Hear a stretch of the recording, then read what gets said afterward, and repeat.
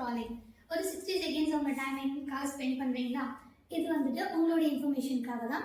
So இப்போ எல்லாருமே tech வேர்ல்டில் வந்துட்டு ஏதாச்சும் நீங்கள் அச்சீவ் பண்ணணும், க்ரோ பண்ணணும் அப்படின்னு நினச்சிருப்பீங்க. ஆனால் வந்துட்டு உங்களுக்கு க்ரோ ஆன ஃபீலே இருந்திருக்காது. ஏன் அப்படின்னா நீங்கள் ஏதாவது ஒரு லேர்ன் பண்ணணும் அப்படின்னா யூடியூப் டுட்டோரியலில் எபிசோட்ஸாக பார்த்துட்டு இருப்பீங்க, நெட்ஃப்ளிக்ஸில் சீரீஸ் எபிசோட்ஸாக பார்க்குற மாதிரி.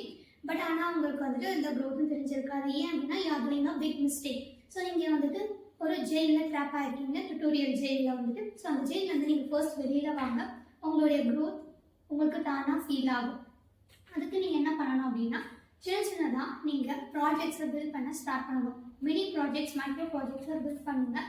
டெய்லியும் சின்ன ப்ராஜெக்ட்ஸாக பில்ட் பண்ணுங்கள்.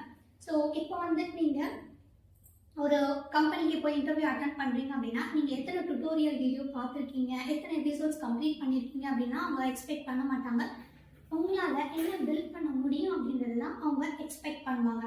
அப்போது நம்ம வந்துட்டு ப்ராஜெக்ட்ஸ் பில்ட் பண்ணி வச்சுருக்கணும். ஸோ நெக்ஸ்ட் வீடியோவில் உங்களுக்கு எப்படிலாம் நம்ம மைக்ரோ ப்ராஜெக்ட்ஸ் பில்ட் பண்ணலாம், என்ன ப்ராஜெக்ட்ஸ்லாம் பில்ட் பண்ணலாம் அப்படின்றத பார்க்கலாம். So stay tune, follow Top Skill Academy for more information. By.